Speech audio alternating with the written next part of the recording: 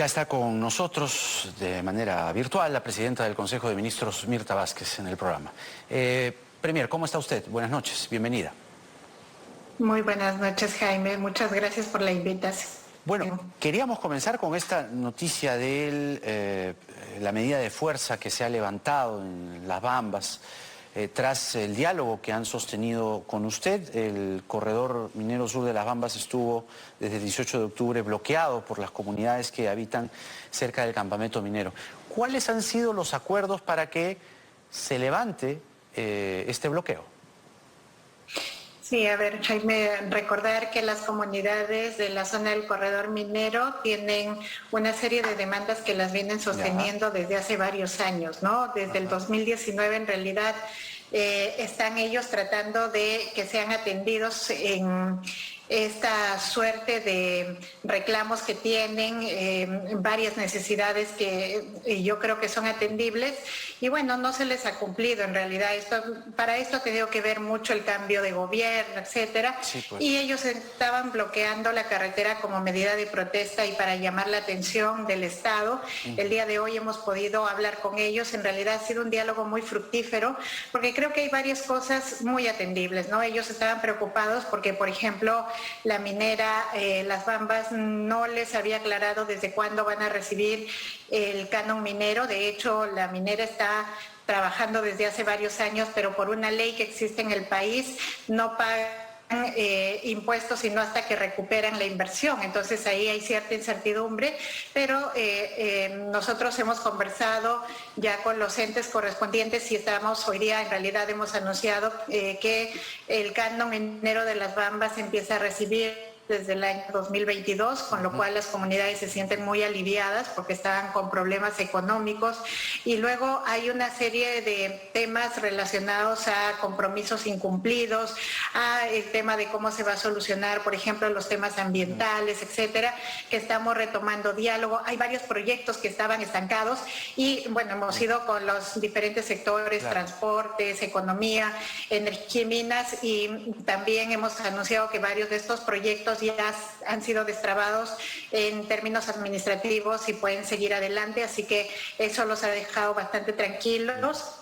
Y el día de hoy se logró que se levante la medida de fuerza y hemos restablecido un diálogo que esperamos que en este caso sea un diálogo que sí represente una oportunidad para que las comunidades puedan solucionar las demandas que tienen y el Estado pueda cumplir con ellas, ¿no? Estamos en la multiplataforma de RPP, también nos están escuchando en la radio, no solo nos ven en la tele. Uno de los acuerdos, por lo que he podido revisar, es que usted garantiza la presencia, la visita del presidente Castillo a la zona. ¿Esto ya es un acuerdo tomado o se mantiene como un pedido? Es un pedido que ellos han hecho. Por supuesto, lo que yo he podido comprometer es que voy a trasladar este pedido al presidente de la República.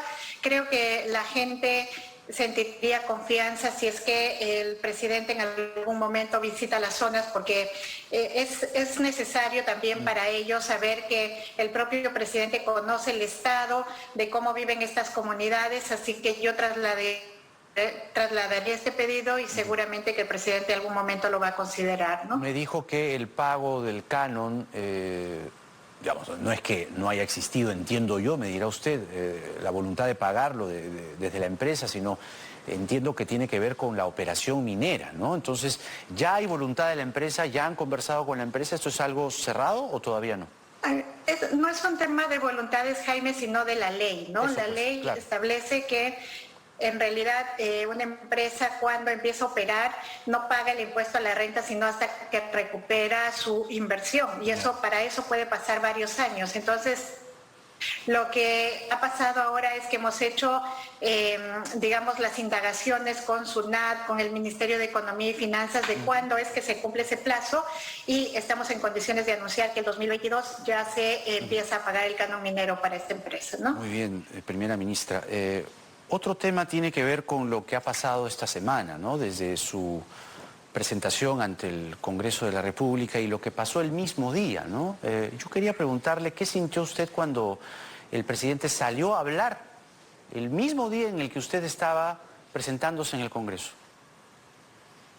Bueno, en realidad, mira, Jaime, nosotros lo tomamos con mucha tranquilidad. Creo que se ha malinterpretado y se ha dicho que hay contradicciones, que hay un doble discurso. Yo quiero descartar totalmente eso, porque para empezar, el discurso lo hemos discutido incluso con el propio presidente, con todo el gabinete, y creo que todos estamos claros y de acuerdo con que en materia, sobre todo del tema del gas, el tema puntual es que queremos lograr dos objetivos fundamentales. Uno es que el gas llegue a todos los peruanos, ¿no? Y algunos lo plantean esto como la nacionalización del gas, pero ese es el objetivo, llegar a todos los peruanos, la masificación, digamos, ¿no? O sea, a ver, y lo para segundo que se entienda, es que nosotros estamos empeñados. La nacionalización, dice usted, es la masificación. Sí, eso es lo que en realidad plantea el presidente de la República. Nosotros hemos discutido este tema y él lo ha reafirmado incluso en las comunicaciones que ha tenido, incluso cuando él hace su presentación en foros internacionales. Lo que apunta es siempre a que el gas pase por un proceso de masificación para que llegue a todos los peruanos. Ese es el planteamiento único y final. Es que él dijo ese día, mientras usted estaba en el Congreso, él en Cajamarca dijo nacionalizar o estatizar. Entonces ahí vino, claro, ahí vino el problema. Lo que está planteando él es el mismo objetivo, es el único objetivo y lo ha ratificado en sus comunicaciones. El único objetivo es masificar el gas y proceder a las renegociaciones para tener condiciones más adecuadas. Ese es el objetivo. Yo creo que la gente tiene que estar tranquila con ese tema. Hubo malas interpretaciones, pero creo que el propio presidente se ha encargado de disipar esas preocupaciones, ¿no?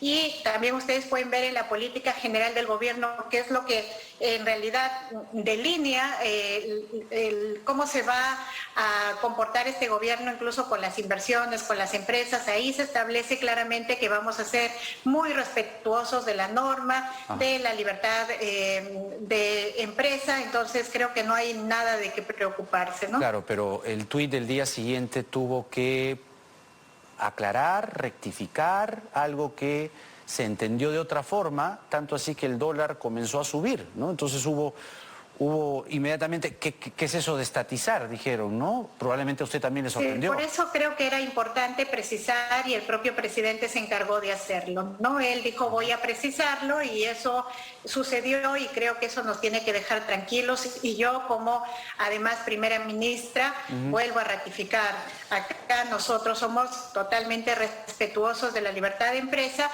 y sí vamos a perseguir la masificación del gas y renegociar los contratos para tener condiciones más adecuadas, ¿no? La señora Keiko Fujimori en un video pregrabado esta noche le ha pedido en la práctica que usted renuncie porque ella dice que no hay una contradicción, que esto es el plan, digamos, de la izquierda, ¿no? El plan de ir detrás de una estatización y que por eso no le van a dar a usted el voto de confianza.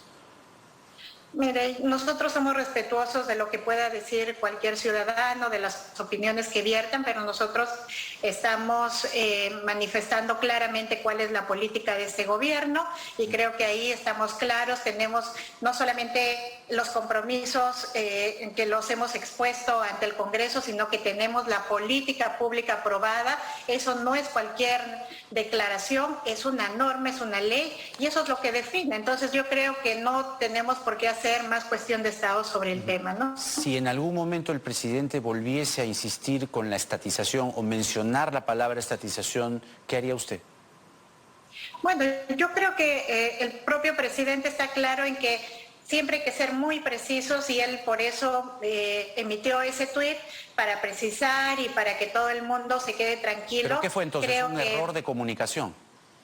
Bueno, no lo sé exactamente, pero creo que él está claro y nos manifestó que siempre él se está refiriendo al tema de cómo se masifica el gas y llega a más peruanos. Eso significa que hagamos un proceso de nacionalizar un recurso que tenemos nosotros aquí en el país, ¿no? Pero por eso, para que se entienda bien, nacionalizar, la acepción que ustedes le están dando es masificar. Entonces, mi pregunta es, ¿cuánto tiempo va a tomar este proceso de masificación? cuánto va a costar, si es que ya tienen un plan, si usted después de todo este incidente alrededor de Camisea pudo conversar sobre ello con el presidente. Sí, y mire, yo quiero repetir que nosotros ya hemos instalado una comisión que se está ocupando de eso. Esperamos que en unos 30 días salga un primer informe. A partir de ese informe se establecerán algunas medidas, incluso propuestas legislativas para ver cómo procedemos a este proceso de masificar el gas, cómo hacemos para renegociar los contratos en el marco de la ley. Entonces, eso está en camino. Hay una comisión, hay plazos que están establecidos. Yo creo que muy pronto tenemos resultados, ¿no? Ahora, sobre el voto de confianza que recién se verá el 4 de noviembre en el Congreso, ¿usted ha evaluado los pedidos de la oposición? ¿Va a ir con Barranzuela el 4 de noviembre? A ver, hay algunas bancadas que sí han hecho un pedido específico sobre sacar ministros antes de dar del voto de confianza. Miren, nosotros, como venimos repitiendo, el voto de confianza se da básicamente y tiene que girar en torno a la política que el gobierno presenta, ¿no? Nosotros hemos presentado la política, hemos expuesto las acciones, qué avances tenemos también y cuáles son nuestras metas. Creo que ese es el núcleo central del voto de investidura. Sí hay pedidos de que se puede evaluar a algunos ministros. Yo les he manifestado a las diferentes bancadas con mucha transparencia que ese proceso esté en marcha, la evaluación esté en marcha, pero no podemos asegurar que esa evaluación termine antes de que se produzca el voto de confianza. Nosotros tomamos muy en serio las preocupaciones, yo lo vuelvo a repetir, yo soy una especial interesada en que los funcionarios que estén ahora en el gobierno cumplan con los requisitos de idoneidad, de capacidad. Eso está en mi cargo, lo estoy revisando, pero miren, yo creo que esa no debe ser una condicionante, ¿no? Que tenemos que pensar que este país tiene que salir adelante y para eso necesita aprobarse la política. Para eso necesitamos que nos pongamos de acuerdo y empezamos a desempeñar las acciones que son necesarias, sobre todo desplegar de urgencia. Pero lo que dice usted es que está evaluando a Barranzuela y a Garrido, que han sido, digamos, los dos ministros que la oposición ha puesto como condición. Un sector. Bueno, hay varios ministros que de diferentes bancadas nos muestran preocupaciones, algunas son válidas, otras se les ha pedido incluso cuando hacen acusaciones tan graves, por ejemplo, respecto al ministro de Educación que tiene vinculaciones con terrorismo, lo cual me parece gravísimo. Yo les he pedido a todas las bancadas que han hecho ese tipo de vinculación que me entreguen alguna prueba y yo tengo que decir que ninguna me ha acercado ningún medio probatorio. Entonces, se toma, por supuesto, la preocupación, pero hay que verificar todas esas imputaciones que se les hace. El proceso de evaluación se está dando, ¿no? Ajá, y ese proceso de evaluación tiene como plazo el 3 de noviembre o no tiene un plazo. No necesariamente, Jaime. No necesariamente, ¿por qué? Porque son procesos que corren en tiempos diferentes. Nosotros, los que hemos asumido recién, imagínense ustedes que el proceso de transferencia de las carteras recién ha terminado este viernes pasado, ¿no? Y recién ahí uno empieza a hacerse cargo formalmente del despacho, de mirar las cosas que hay, etcétera. Entonces, se tiene que tomar en cuenta también esos tiempos, ¿no? Entonces, miren, yo diría a las bancadas, hay que tener en cuenta, en principio, que el núcleo central de esto, como repito, es la política de Estado que nosotros estamos proponiendo, ¿no? Así como la oposición le hace esta clase de condicionamientos, Perú Libre también tiene lo suyo, o por lo menos la facción serronista de Perú Libre le pide a usted que hable de la Asamblea Constituyente. ¿Qué piensa usted concretamente sobre este pedido de Perú Libre? De acuerdo, usted ha dicho que no es el momento, pero ¿habrá algún momento para la Constituyente? Miren, Yo vuelvo a repetir lo que siempre estoy argumentando. En este momento el Estado está muy concentrado, el gobierno está muy concentrado en cosas urgentes como el tema de contener la pandemia, el tema de la educación, el tema de la segunda reforma agraria, la renegociación del gas, el tema de la reforma o de la nueva constitución. Yo creo que es un pedido absolutamente legítimo, es una apuesta, es un objetivo, pero que se tiene que consensuar con las bases, con la gente, y es un proceso, ¿no? Entonces, creo que mientras ese proceso se da, hay que concentrarnos en lo urgente, ¿no? Ahora, ¿qué significa exactamente el nuevo pacto social que usted ha planteado en su discurso? Porque hay quienes lo entienden como un mensaje criptado de una asamblea constituyente. Mire, en realidad el pacto social lo que plantea es un pacto de gobernabilidad donde nos centremos tanto los poderes del Estado, ejecutivo, legislativo, en lo que la sociedad está demandando. No podemos seguir en este tipo de confrontaciones, no podemos seguir en este tipo de relacionamiento que tenemos de unos años para acá, donde lo que tenemos son pugnas, donde lo que tenemos son una suerte de procesos en los que estamos tratando de anularnos un poder al otro. Un nuevo pacto social significaría que trabajamos conjuntamente con miras a la gobernabilidad, la estabilidad de este país. Eso es lo que nosotros planteamos y, por supuesto, si más adelante se van a dar algunos procesos como de movilización ciudadana pidiendo la nueva constitución, etcétera, tendremos que escucharlos, ¿no?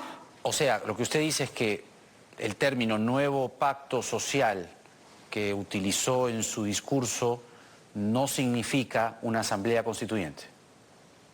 No necesariamente, Jaime. Lo que va a plantear básicamente son condiciones de gobernabilidad. Eso. Y para las condiciones de gobernabilidad creo que tenemos que escuchar mucho a la población. Si la población ahí en algún momento pide una nueva constitución, tendremos que ver los mecanismos en el marco de lo que está establecido en la Constitución. Claro, pues ahora, como le decía, hay quienes piensan que es un mensaje encriptado y que podría ser, si acaso, mensaje encriptado de Asamblea Constituyente, que podría ser, ¿no?, un guiño de ojo, tender un puente con la facción serronista de Perú Libre. ¿Cree que esta facción le va a dar el voto de confianza? Mire, yo esperaría que todas las bancadas hagan una evaluación bastante objetiva y teniendo en cuenta el contexto que estamos atravesando. No estamos en una situación fácil y creo que si ponemos a discutir sobre aspectos muy específicos, podemos correr el riesgo de que nos olvidamos de que en este momento necesitamos estabilidad para poder salir adelante, ¿no? Entonces creo que es indispensable pensar en lo que la población está necesitando de manera urgente, ¿no? ¿Han evaluado usted y el presidente la posibilidad de que no le den el voto de confianza? Mira, siempre es una posibilidad, ¿no? Siempre es una posibilidad, pero yo diría, en esa evaluación sí habría que ser conscientes de que sería una situación también muy grave porque eso significaría que nuevamente hay que cambiar de gabinete con todo lo que eso significa, con los retrasos que eso supone y con la desatención que eso genera respecto a temas tan necesarios como salud, vivienda, alimentación, etcétera. Yo no sé cómo la población podría reaccionar, no sé si este país podría resistir nuevamente una situación de inestabilidad, ¿no?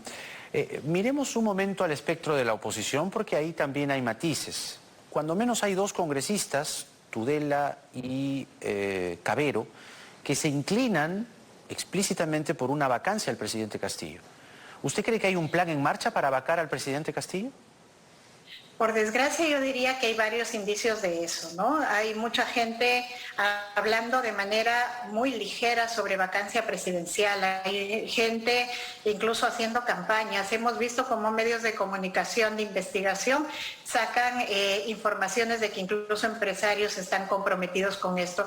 A mí eso no solamente me parece un asunto grave, sino que me parece un asunto ilegal. Estamos frente a un gobierno constitucionalmente elegido y creo que en el marco de la democracia todo el que se preste de ser demócrata no puede de ninguna manera hablar de estos mecanismos de vacancia. Eso no se puede admitir y creo que hay que defender la situación no solamente de estabilidad, sino hay que defender la democracia en todo su sentido en este momento, ¿no? Pero entonces, si admite que por los hechos, por lo que se ve, hay un sector no solo de políticos, también de empresarios, hubo un chat que se difundió hace unos días en El Foco, que existe un plan de vacancia al presidente de la República, ¿qué intereses creen que se mueven atrás o detrás de ese pedido, de esa intención? Yo no puedo especular, Jaime, sobre cuáles son los intereses, pero sí me parece que es muy grave en este país que hayan sectores que no estén dispuestos a aceptar una elección libre, voluntaria y a respetar la voluntad de la mayoría. Eso es gravísimo, digamos, en un país como el nuestro, ¿no? Estamos caminando hacia fortalecernos como un país que respete la democracia y estos son graves retrocesos. Hemos visto cómo hay facciones bastante radicales que han aparecido en los últimos tiempos. Esos son muy malas señales. Creo que habría que contenerlas con respuestas claras de que la voluntad popular tiene que respetarse. Sobre la demanda de inconstitucionalidad respecto a la regulación del voto de confianza, se produce en medio de la discusión pendiente, ¿no?, de regular también la vacancia presidencial. Justamente, el Congreso todavía no lo pone en agenda, pero ¿usted confía de verdad en que el TC les dé la razón en esta demanda? Le digo por qué, porque mirando nomás la conformación del tribunal, ustedes necesitan 5 votos para que esa demanda sea admitida, ¿no? Parece ser que por las posturas de los magistrados, por lo menos son 6, ¿no?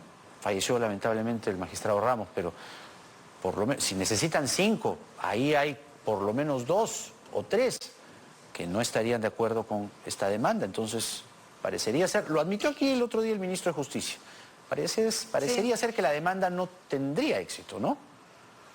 Y eso es un asunto muy preocupante, Jaime, porque si vemos los precedentes del propio Tribunal Constitucional, todos los precedentes anteriores sobre este tema y los pronunciamientos van en el sentido de que no se puede tratar de, digamos, modificar la Constitución mediante leyes que la interpretan. Esa es una regla que el propio tribunal ha puesto.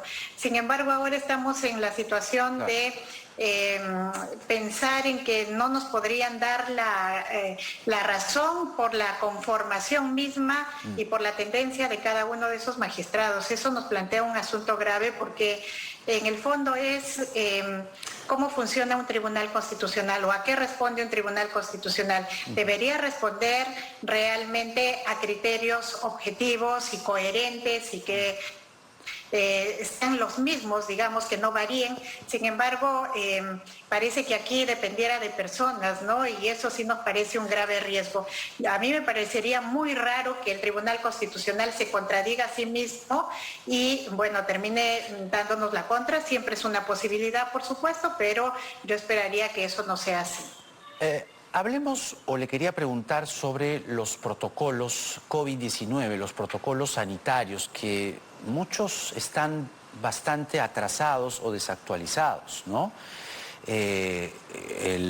Los pediluvios, incluso el termómetro, hay cosas que están como obsoletas en este momento.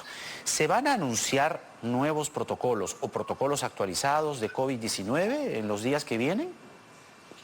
Sí, el Ministerio de Salud está trabajando arduamente, no solamente en el tema de tratar la pandemia desde la vacunación, sino mirar la parte complementaria de la atención de salud. Eso incluye la parte preventiva. Y en la parte preventiva se tiene que volver a revisar, por ejemplo, si los protocolos que tenemos actualmente nos sirven o no, o qué nuevos protocolos se deben incorporar. Sí. Entonces, en eso está trabajando el Ministerio de Salud. Pronto seguro tendremos anuncios, ¿no? Y eso tiene que ver también con lo que ha dicho el SUTEP hoy, ¿no? El SUTEP dice que el incremento del COVID y el presupuesto insuficiente no permiten el retorno a las clases semipresenciales, como usted lo anunció en el Congreso. ¿Qué tiene que decir? Miren, Yo tengo que dejar claro que un objetivo, y esto lo hemos discutido incluso en el Consejo de Ministros, un objetivo fundamental de este gobierno es cómo llegamos a establecer rápidamente medidas para que se produzca el retorno presencial a las clases de los niños, niñas sobre todo, ¿no? Estamos trabajando en eso. Yo tengo que decir que es un plan que está en camino y que esperamos que a abril del próximo año ya tengamos todas las condiciones saneadas, porque es verdad que tenemos en varios lugares escuelas que no están con las condiciones óptimas, que les falta agua, saneamiento, etcétera. Hay todo ese tipo de problemáticas. Hay recursos ya destinados. Esto tiene que ser un abordaje multidisciplinario.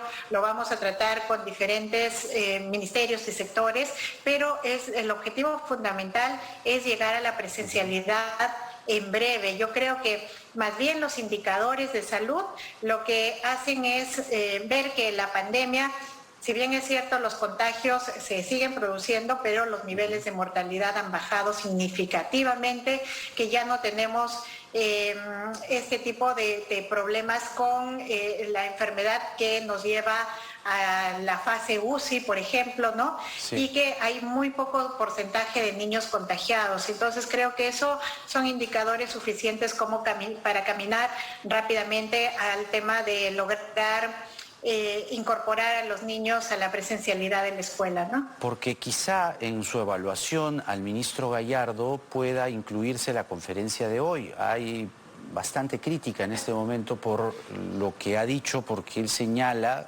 sobre el retorno a las aulas, que usted lo señaló, lo anunció en el Congreso, que este retorno sea luego de una movilización social, que se dé cuando sea posible, garantizar una escuela nueva, segura y lúdica.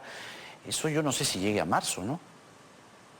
Miren, creo que faltaría hacer precisiones efectivamente de cómo vamos a proceder. Ahí vamos a está reforzando la comisión que está encargada de eso. Yo particularmente me voy a encargar del tema para mirar cómo avanzamos, pero hay todo el interés por generar las condiciones desde los diferentes sectores para avanzar en el tema de la presencialidad escolar, ¿no? Otra cosa, primera ministra, agradeciendo su tiempo. ¿Cuál es la política del gobierno respecto a la hoja de coca? ¿Erradicación? ¿Suspensión de la erradicación? Yo te agradezco mucho la pregunta, Jaime, porque últimamente se ha estado hablando mucho del tema, sobre qué vamos a hacer. Mucha gente dice que vamos a caminar hacia la legalización total y esto va a ser un narcoestado, y de ninguna manera es eso. Tal como yo lo expuse en el día que me presenté al Congreso de la República, creo que sí vale la pena revisar nuestra estrategia que hemos estado utilizando todos estos años. Tenemos la misma estrategia desde el año 78, Jaime, en la que la estrategia, digamos, privilegiada ha sido la intervenir, digamos, las interdicciones, hacer las erradicaciones de los cultivos, pero lo que hemos visto es que cultivo erradicado, cultivo resembrado, entonces algo está fallando. Sí vale la pena revisarlo, pero yo quiero decir enfáticamente que el tema de la erradicación de cultivos ilícitos sigue siendo una de las estrategias principales, las vamos a seguir utilizando y que sí vamos a mirar algunas particularidades. Mañana, por ejemplo, estamos instalando una mesa de trabajo con pequeños cocaleros que están haciendo varias demandas. Necesitamos un reempadronamiento porque en verdad todo eso está muy desfasado y necesitamos identificar realmente quiénes son los pequeños para poder controlarlos. Eso se va a tratar el día de mañana en la ciudad de Juliaca. Yo me estoy yendo para allá y la intención es cómo mejoramos nuestra estrategia de intervención y lucha contra las drogas. Estamos clarísimos en que uno de los objetivos principales es luchar contra este mal que creo que es uno de los más perniciosos para el país. Entonces, cualquier estrategia que sea importante para luchar contra el narcotráfico, nosotros la vamos a considerar, ¿no? ¿Ya ha elegido, ha designado, ha escogido al nuevo jefe de Devida? Miren, todavía estamos en ese proceso, es muy complejo y es muy difícil porque es un sector complicado, efectivamente. No hemos tenido ternas de personas que hemos estado entrevistando. No hemos logrado conseguir que rápidamente se tenga una selección adecuada, pero yo espero que esta semana ya tengamos establecido a la persona, porque además ya iniciamos estas mesas de trabajo y necesitamos incorporarlo inmediatamente. Sí, ¿no? sí. En las ternas, como usted señala, según trascendido, suena fuerte el nombre del señor Ricardo Soberón, ¿es cierto? Sí, hay varios como él que han sido entrevistados, entonces en evaluación están todos y esperamos escoger a la persona más idónea para esto, ¿no? Pero lo que usted nos está diciendo es que él es parte de la terna. Sí, porque además es público, Jaime, los medios lo han identificado porque en nuestro portal de transparencia nosotros publicamos con quién nos reunimos, a quién entrevistamos, y entonces si ustedes miran los registros, por supuesto que él ha sido una de las personas que hemos entrevistado. ¿Confía en que le den las facultades especiales para legislar sobre tributación? Porque ya hay varios congresistas de oposición que dicen que no, ¿ah? Miren, yo esperaría que sí, y esperaría que lean con mucho detenimiento estas propuestas.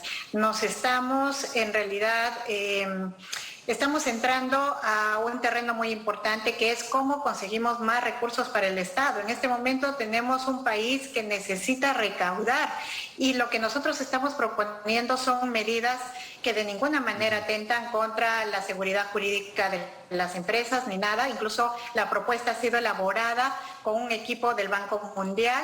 Entonces, son propuestas muy serias y además creo que permitirán que en los próximos años tengamos una recaudación mucho más justa, adecuada, y no va a afectar de ninguna manera la competitividad, si eso es lo que les asusta a algunos sectores, ¿no? ¿Va a ir el presidente a la conferencia de Naciones Unidas sobre cambio climático? Porque hasta ahora no se sabe nada. Usted ha logrado convencerlo, usted es una reconocida ambientalista y esto tiene que ver con el medio ambiente. En verdad, yo he sido una de las más insistentes en el tema. Y yo lo sé. El presidente tenía una decisión que había tomado. El día de hoy hemos estado viendo algunos asuntos de carácter administrativo que yo espero que no puedan interferir, pero hay procedimientos que seguir y espero que esos procedimientos no nos hayan vencido. ¿Tiene la intención de ir? Sí, el presidente tenía la intención de ir. Ya. Es un espacio muy importante además, Jaime, ¿no? Y yo, miren, he sido la que más incidencia he hecho en el tema, porque creo que de cara a la situación que vivimos en el mundo y en el país, el cambio climático, etcétera, esta es una plataforma fundamental donde como Estado debemos afianzarnos también con nuestras políticas, ¿no? ¿Qué es la diferencia a usted de Guido Bellido? Bueno, creo que sin entrar a comparaciones, yo creo que cada uno tiene sus propios estilos.